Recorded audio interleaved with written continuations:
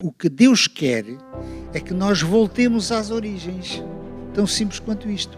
Voltemos àquilo que já fomos, porque somos criaturas feitas, criadas à imagem e semelhança de Deus. E é assim que Ele quer que nós voltemos a ser um dia na eternidade. Porque a graça é um favor imerecido, ou seja, Por isso é que é graça. por isso é que é graça. Jesus deu o seu Filho, nós sendo ainda pecadores, ou seja, nós não fizemos nada para que Deus Antes. enviasse o seu Filho. Ninguém vai entrar no céu pelos seus próprios méritos. Ninguém. Olá, seja muito bem-vindo ao programa Visão. É aqui onde a atualidade espiritual continua a acontecer. Nesta Bíblia Talk, continuaremos na companhia de Filipe Valente. Eu sou Dário Santos e estaremos juntos à conversa. Na visão geral, aprenderemos como obter recompensas através da fidelidade. Fazendo um zoom, como é habitual fazermos, vamos analisar a recompensa eterna através da graça, através da nossa filiação espiritual e veremos como aplicar os nossos talentos e dons numa mordomia responsável.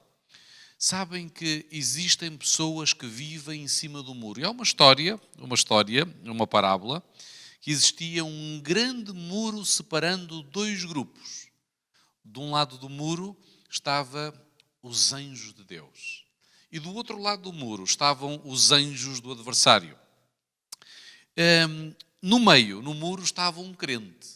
Os anjos de Deus faziam força, clamavam vigorosamente para que o crente descesse do muro e fosse para o lado deles. Ele estava em dúvida se continuaria a servir a Deus ou se aproveitaria um pouco mais dos prazeres deste mundo. Entretanto, ele estranhou que os anjos do adversário não pediam que ele fosse para o lado deles, não tentavam seduzir nem convencer. E ele perguntou-lhes: porquê que vocês não me puxam para o vosso lado? E o diabo, que estava lá no meio deles, respondeu: porque o muro é nosso. Quem não é por mim, diz Lucas 11:23, é contra mim. Quem não ajunta, espalha. E o Senhor Jesus declara nesta passagem que é impossível permanecer neutro no grande conflito. Como o texto em Mateus 25:21, verso áureo, diz: e o seu Senhor lhe disse: bem está, servo bom e fiel, sobre o pouco foste fiel, sobre o muito te colocarei. Entra no gozo do teu Senhor. Embora nunca possamos adquirir salvação pelos nossos próprios méritos, a Bíblia utiliza a esperança da recompensa como motivação para o nosso percurso espiritual. David tem um salmo muito interessante, dizendo que a lei do Senhor é perfeita, refrigera a alma e que nos pode até alumiar o caminho. Eu estive, Filipe, uma vez com um grupo de desbravadores. Desbravadores é o escotismo adventista, para quem não conhece lá em casa, e tivemos a oportunidade de visitar uma gruta, a Gruta do Soprador de Carvalho, em Penela. E esta é talvez a maior gruta que nós temos em Portugal, com um rio interior. E quando entramos ali naquela gruta, a entrada até foi uma grande aventura, que tem um diâmetro que tem a dimensão do corpo humano, e nós, à medida que vamos escorregando, é debaixo de uma árvore, nós entramos em galerias extraordinárias. E o guia que estava lá connosco pediu-nos a determinado momento que desligássemos o frontal. E que não fizéssemos nenhum barulho. Aquela experiência foi como se estivéssemos a ser enterrados vivos. Não se via nada. Eu esforçava, tentava olhar em todas as direções e não via rigorosamente nada. E também não ouvia. E a determinado momento o guia disse: olhem, há criaturas, há fauna debaixo da terra que desenvolveram outros sentidos, como os morcegos e por aí fora, para poderem ser dirigidos. E se vocês neste momento perdessem a minha orientação como guia, vocês já não saíam daqui. E nós entendemos a importância da luz e entendemos também a importância do guia para podermos fazer o caminho. Isto podíamos fazer um paralelismo espiritual. Se nós não tivermos Jesus e se não tivermos a sua santa palavra como guia, nós vamos perder-nos no mundo em trevas. E eu gostava de fazer agora uma pergunta. Nós conhecemos o texto de Hebreus, da Galeria dos Heróis da Fé. Hebreus 11:6, se tu quiseres também ler e partilhar o texto sagrado. O que é que nos diz este texto de Hebreus 11:6? Vamos abrir a Bíblia. Vamos abrir e ver o que diz o texto. Podemos abrir, lá em casa poderão ligar, porque o importante é o conteúdo. Nós não fazemos apologia do artefacto mais antigo, mas sim ao conteúdo. Ligar a Bíblia, o importante é ter contacto com o texto sagrado. O que é que diz Hebreus 11:6? Ora, sem fé é impossível agradar a Deus, porque é necessário que aquele que se aproxima de Deus creia que Deus existe e que é galardoador dos que o buscam. Isto é um texto extraordinário. O apóstolo Paulo aqui mostra que só há uma via, pela fé, porque ninguém consegue ver Deus pessoalmente. Pela fé conseguimos ouvir a sua palavra, que a temos através da palavra de Deus. Conseguimos encontrar, é o tal guia, conseguimos encontrar o caminho para sair deste mundo que não tem nada para nos atrair. Portanto, isso só pela fé. A obra é consequência da fé, não é a causa da fé. A obra vem depois. É já Deus a exercer sobre nós. Mas agora, aquilo que nos leva a aproximarmos de Deus é a fé. E é interessante a expressão, a definição em Hebreus 11:1 do que é fé. É a certeza das coisas que se esperam. Ou seja, eu ainda não vi e já tenho certeza que isso vai acontecer. E a prova das coisas que não se veem. Portanto, é algo que está muito acima da evidência. É algo que vem por influência do Espírito Santo, por influência de Deus, e é o próprio Deus que nos vai ensinar como nos aproximarmos dele. Quer dizer, nem sou eu que vou aproximar-me de Deus, é Deus que diz, olha, vem na sua palavra e encontrar-me-ás de uma forma muito concreta. Portanto, esta fé é que nos faz aproximar de Deus e nos faz agradar-nos de Deus e que Deus se agrade de cada um de nós. Isto é extraordinário. Esta dimensão que tu evocas é extremamente interessante. Podíamos até parafrasear os votos matrimoniais. Fé é confiar em Deus, na saúde e na doença, na alegria e na tristeza, quando temos muito ou quando temos pouco, quando o ciclo de vida é favorável ou quando o ciclo de vida não é favorável. Confiar. E depois o autor, aí no versículo 6, fala num galardão. Sim. Parece que não corremos à toa. Pois, exatamente. Agora, esse galardão, no fundo, é o topo deste percurso todo que cada um de nós tem ao longo da sua vida. Portanto, todos nós estamos a percorrer um determinado caminho. E este caminho tem um objetivo. Esse objetivo é o galardão que Deus tem preparado para cada um de nós. E é de tal maneira extraordinário que ele diz que nem nos devemos estar a perturbar-nos com isso. Tem calma. Está garantido. Só depende de quem? Cada um de nós. Depende de cada um de nós. E só eu posso responder por mim. Parece que o apóstolo São Paulo nos está a remeter ao ambiente de competição. Ele fala numa corrida, não é? Sim. E esta corrida parece que, antes de ser uma corrida de velocidade, é uma corrida de obstáculos, não é? De resistência. E parece que o nível do jogo, como nós dizemos em linguagem juvenil, vai aumentando, não é? Exatamente. Mas o facto de percebermos que não estamos a correr em vão, termos uma recompensa é um estímulo, não é? Ora, nem mais. É uma motivação. É essa a motivação de qualquer atleta, não é? Quando entra numa competição, é atingir o topo. Portanto, o que eu quero é atingir o topo. Qual é o topo da nossa vida? E é aqui que nós vamos encontrar uma inversão nas bem-aventuranças, ou felizes, não é? Do Sermão do Monte. O texto diz em Mateus 5, bem-aventurados sois vós quando vos injuriarem e perseguirem, mentindo, disserem todo o mal contra vós por minha causa. Exultai e alegrai-vos. Como é que é possível nós exultarmos, alegrarmos, sermos felizes quando estamos a ser perseguidos e maltratados. Isto é uma inversão completa dos valores que nós encontramos na sociedade. Exatamente, exatamente. Porque os valores que nós temos na sociedade são os valores aos quais, digamos, nós temos uma visão quase direta. Enquanto que aquilo que Deus nos está a propor é a tal fé, a tal confiança cega, uma confiança que vem até por influência de Deus, o que é interessante, não é? É o próprio Deus que desenvolve em nós a vontade de nos aproximarmos dele. Ou seja, normalmente, por mim, eu não me aproximo de Deus. Agora, é Deus que me influencia, que me ajuda a aproximar-me dele. Ou seja, tudo vem da parte de Deus. Eu apenas recebo. Isto é a graça. Muito interessante. Ou seja, este estilo de vida é completamente antinatura. Sem dúvida. Porque a nossa natureza é violenta, a nossa natureza é vingativa.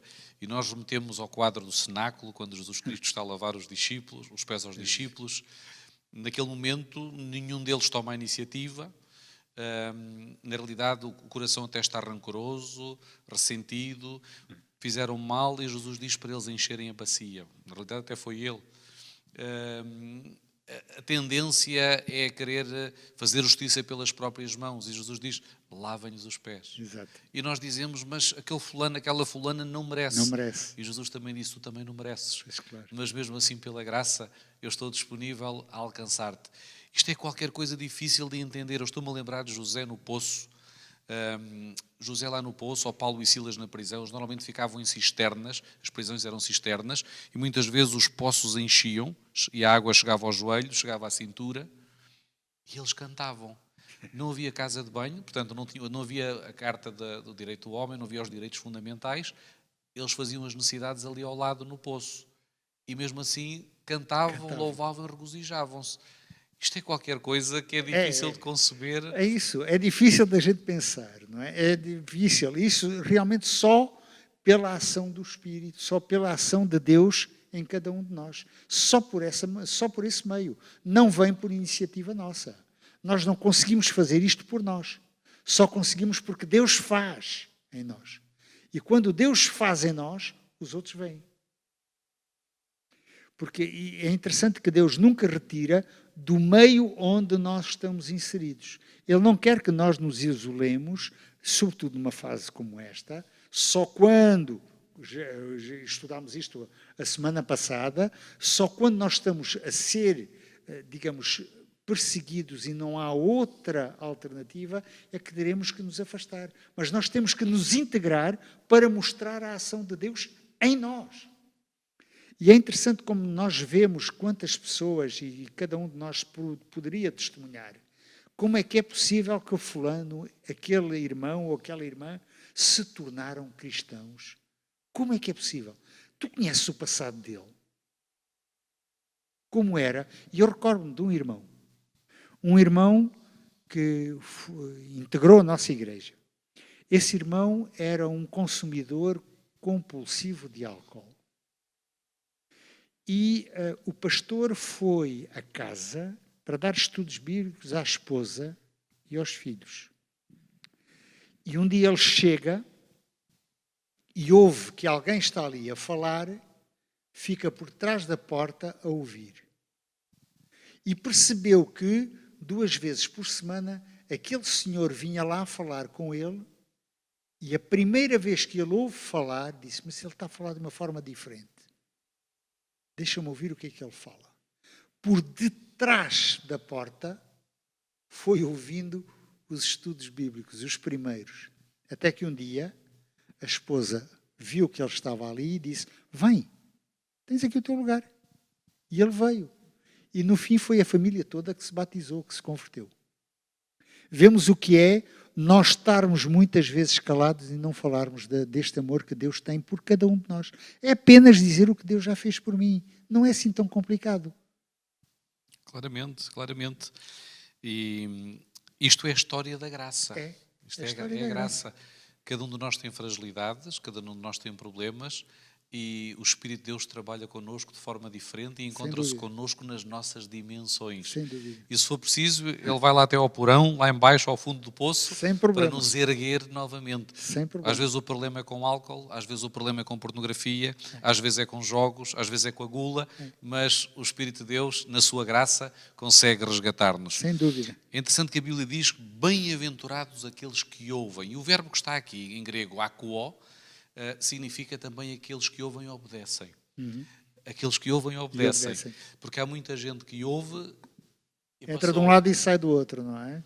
É preciso ter a barreira do meio, que é a consciência. Consciência. É interessante que a palavra consciência também significa norte. E- Está dirigida, não é, para o nosso norte espiritual. Claro que há o norte cartográfico, geodésico, mas no nosso caso é o norte espiritual, Sem do dúvida. lado de Deus. E a nossa recompensa máxima que nos motiva é exatamente a vida eterna. A vida eterna. E a palavra para a eternidade, aion, que aparece com muita frequência no grego, no Novo Testamento, significa, além de eternidade, pode também representar uma era, ou um tempo de vida. Mas nós encontramos um outro adjetivo, que é aionios, que deriva da mesma palavra, que é apresentado em contraste com proskairos, que é temporal.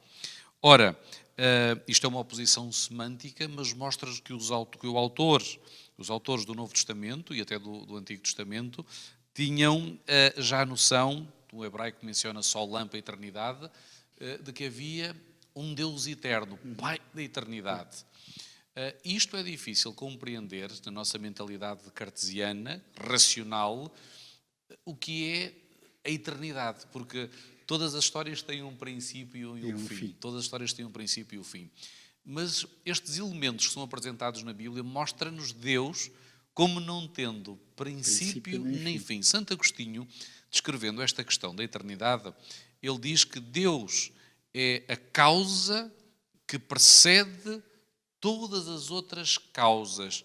Ou seja, ele é anterior à primeira molécula autorreplicativa. Porque é assim que Richard Dawkins, um dos mais famosos ateus da atualidade, descreve o Big Bang, ou seja, o grande início, a grande origem. Ou seja, que tudo começou a partir de uma primeira molécula autorreplicativa, depois derivando para seres mais complexos, os seres pluricelulares, até alcançar as formas complexas que nós temos hoje. A evolução, não é? Na realidade é isso mesmo, Filipe, estamos a falar de evolução. Mas a proposta bíblica apresenta uma criação perfeita, em que a determinado momento entra o pecado, que vai originar um ciclo de degeneração mental, físico, psicológico e por aí fora. É que não trouxe nada de bom. Nada. Absolutamente nada. E é uma proposta antagónica em relação à outra. Exatamente. E é exatamente o que Deus quer é que nós voltemos às origens. Tão simples quanto isto. Voltemos àquilo que já fomos, porque somos criaturas feitas, criadas à imagem e semelhança de Deus. E é assim que Ele quer que nós voltemos a ser um dia na eternidade, um dia no futuro. Religar-nos ao que é eterno, Nem não é? mais. Se voltar outra vez a ter o privilégio de poder viver eternamente com aquele que nos criou. Até porque esse era o projeto inicial para Adão e Eva. Sem dúvida. Que eles vivessem Eternamente. eternamente. Essa era a recompensa eterna. E um dia que tivermos a oportunidade de estar no céu, vamos mais à frente falar aqui sobre esta questão, iremos ter a oportunidade de comer da árvore da vida. Há uma visão que a profetiza do Senhor, e nós falávamos na semana passada, que falava exatamente sobre o tempo do fim. E ela via o povo, nesse último momento, entrar na Nova Jerusalém, e estavam os seres humanos desde os dias de Adão até aos nossos dias. E ela viu uma grande diferença de dimensão. Os primeiros seres humanos tinham aproximadamente, quase 3 metros de altura. Exatamente. Eram gigantes proporcionalmente equilibrados, que pesavam cerca de meia tonelada.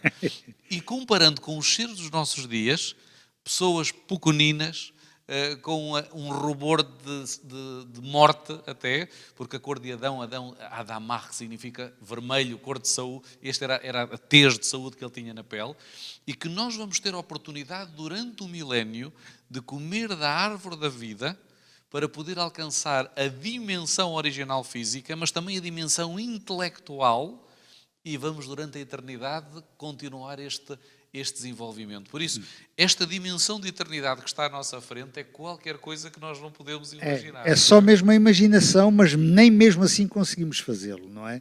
Agora, isto é uma promessa.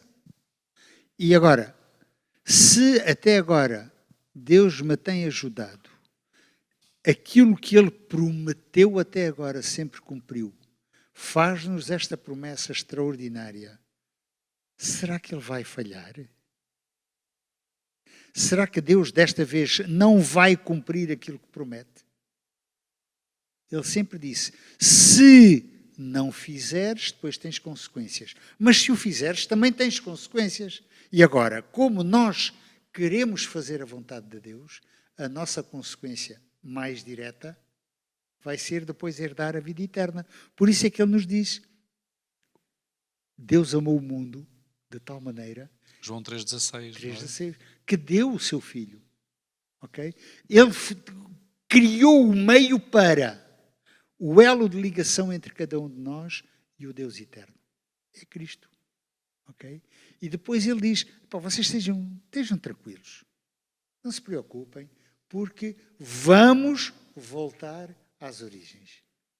E o voltar às origens aqui é viver eternamente com Ele.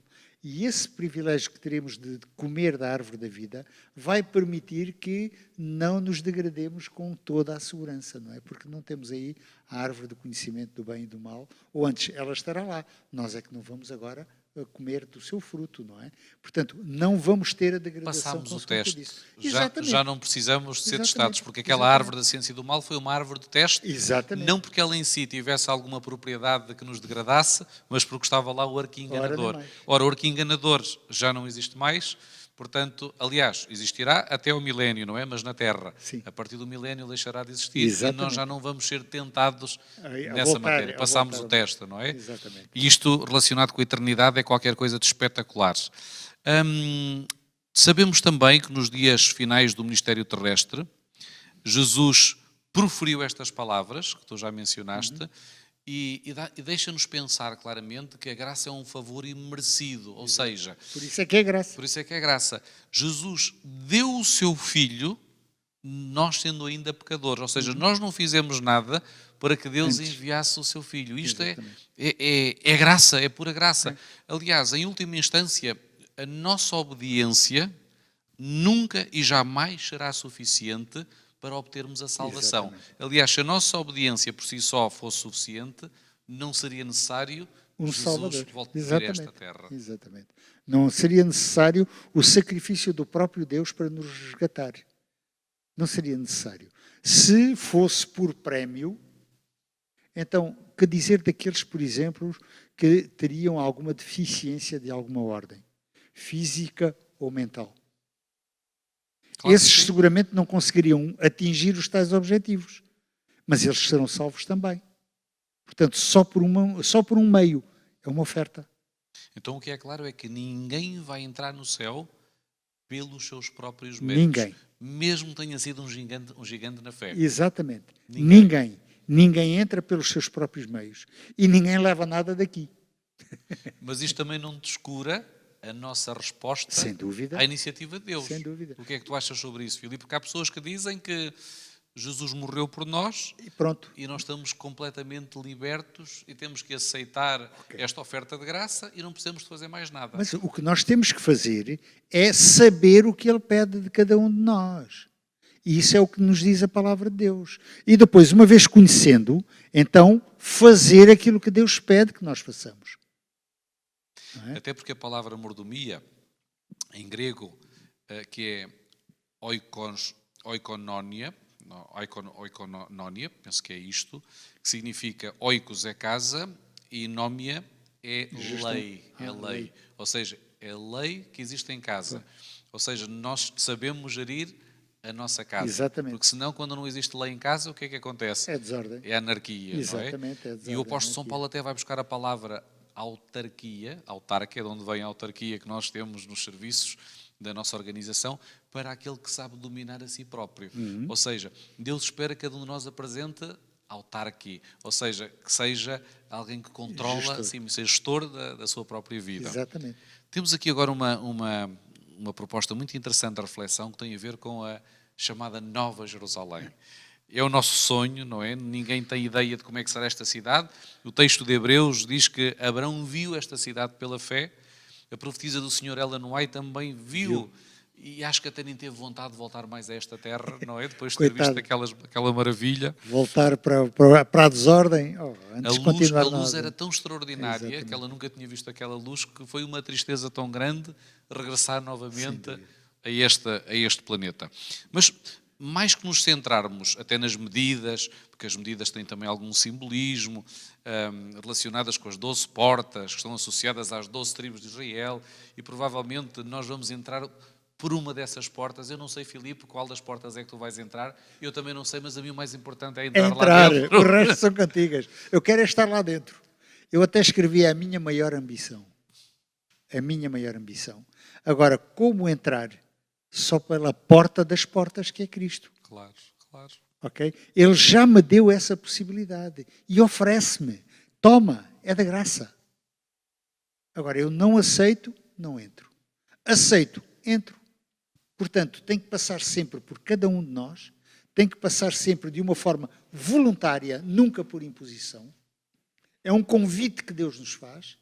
Agora, aceito eu esse convite ou não?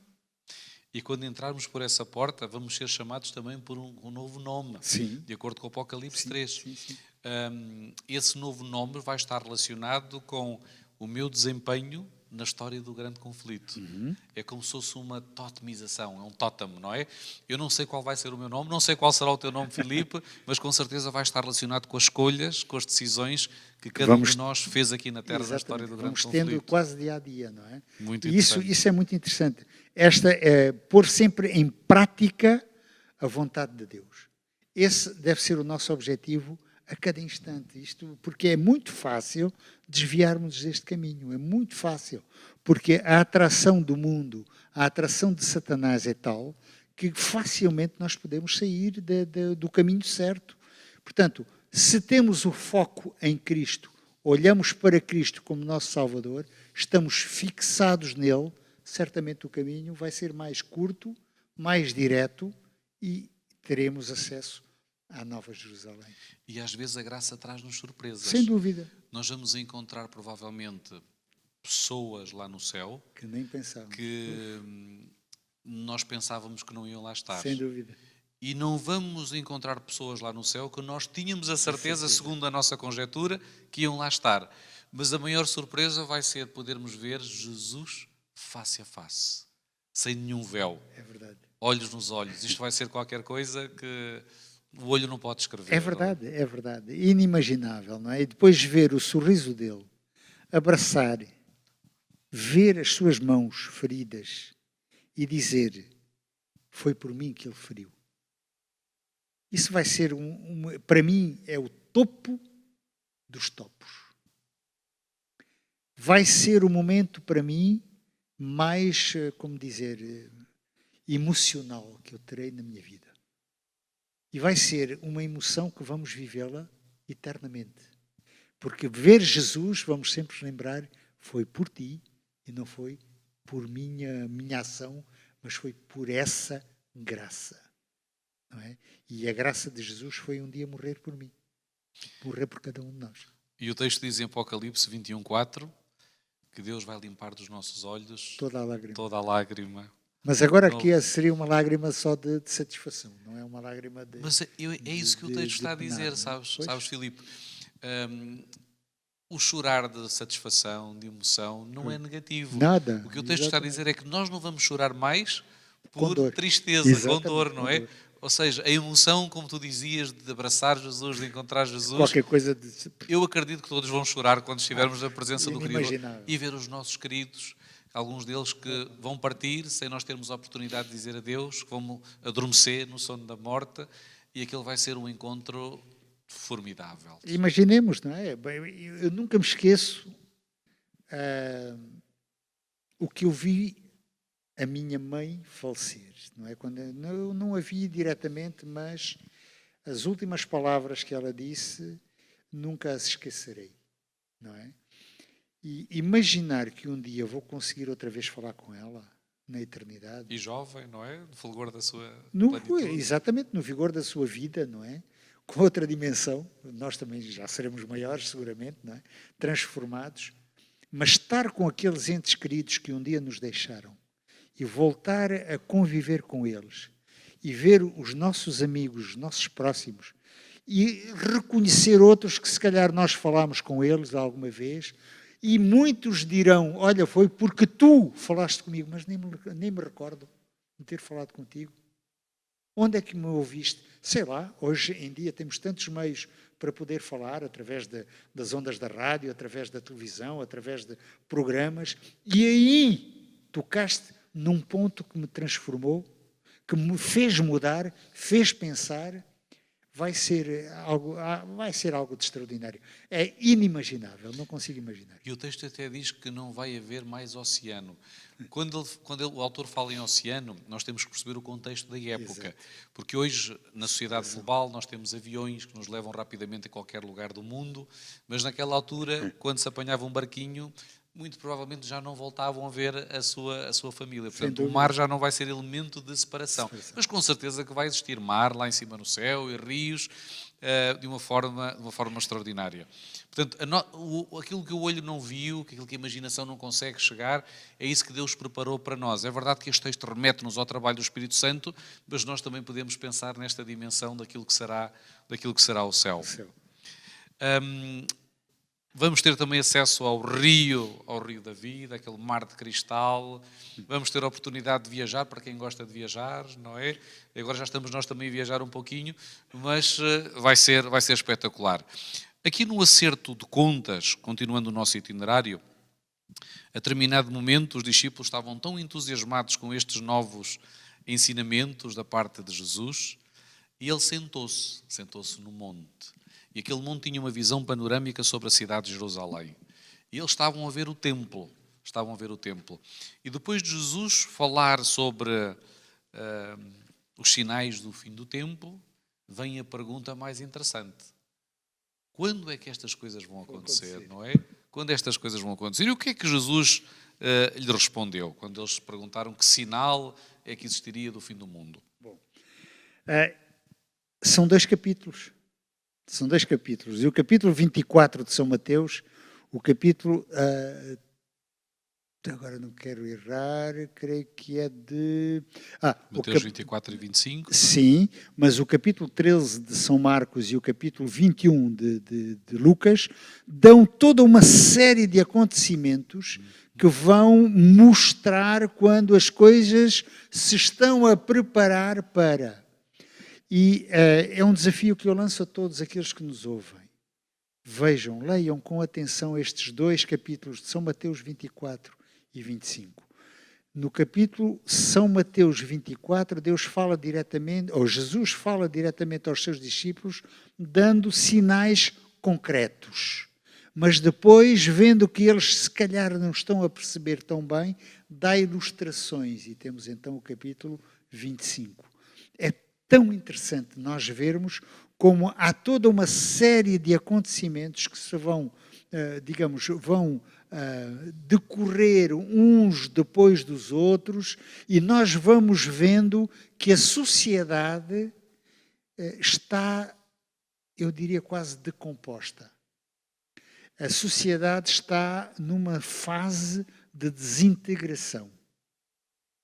E se nós estivermos um pouco atentos ao que se passa ao nosso redor, provavelmente vamos ver muitos destes acontecimentos que Jesus descreve a passarem-se hoje.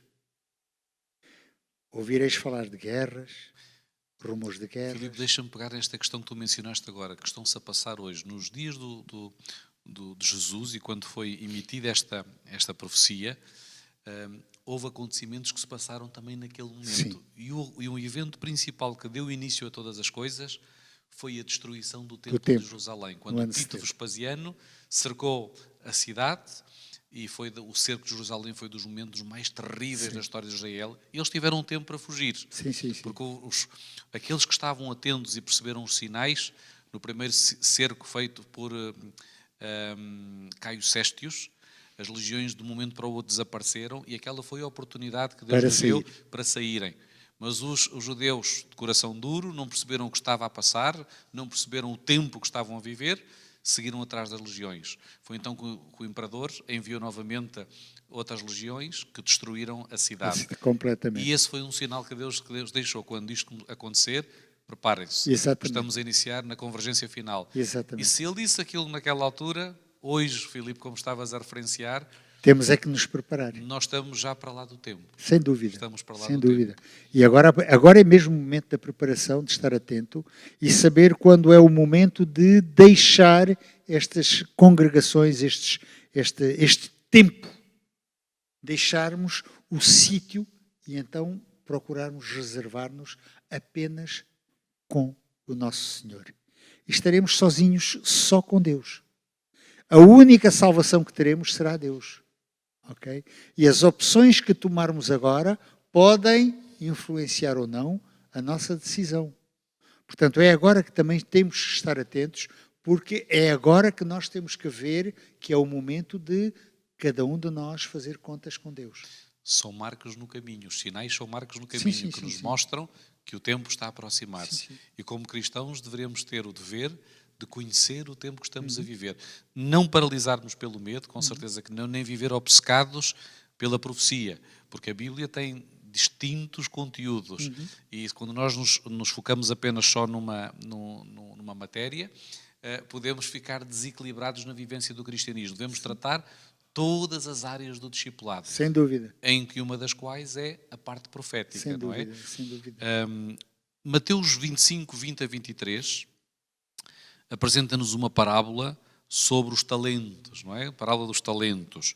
Tu queres comentar rapidamente esta parábola? O que é que isto tem a ver com o tema que estamos a tratar, com a mordomia? Isto tem a ver com a aplicação daquilo que Deus nos dá. O que é que eu faço com aquilo que Deus me deu?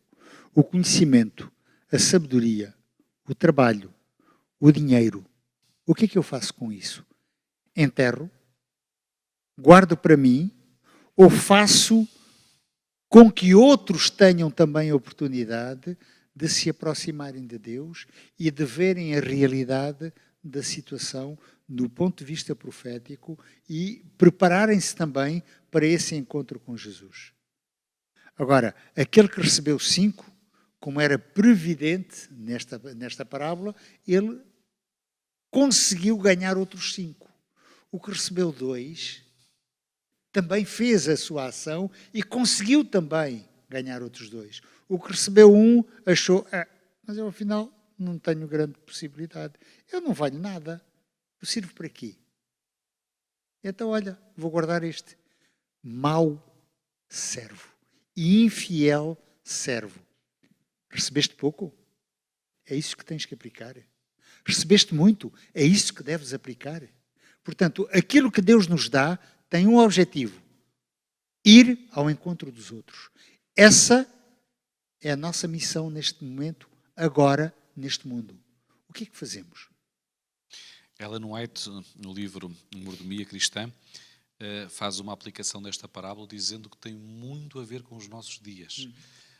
No sentido em que Deus nos deu talentos, deu-nos recursos que poderiam neste momento estar a ser utilizados para o progresso da obra. E alguns de nós escondemos esses recursos, não utilizamos de uma forma otimizada ou não fazemos uma boa gestão dos mesmos, e a Igreja poderia ter um outro alcance que não tem por causa da nossa omissão.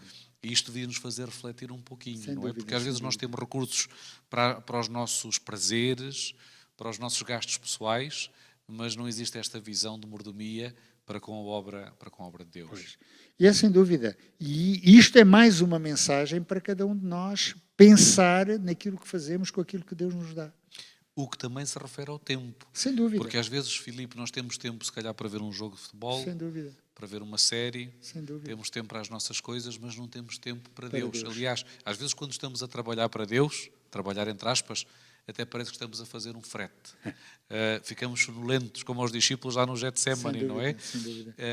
E quando deveria ser um prazer enorme com os nossos talentos, porque os talentos também são diversificados.